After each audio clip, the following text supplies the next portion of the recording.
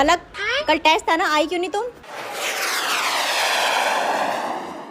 बारिश का मौसम था, दिन बड़ा ही औसम था, भुट्टा खाने का मन था, छाता घर पे भूल गया, जोरदार फिर बारिश हुई, भीग के मुझको सर्दी लगी, कोल्ड हुआ, फीवर आया, हालत मेरी हो गई ऐसी।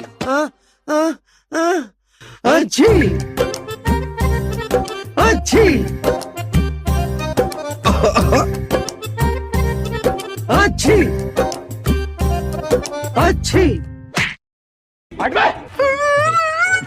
ऐसा करो, तुम घर जाओ, ठीक है? और जब ठीक हो जाओ तब आना, ओके? बाप रे।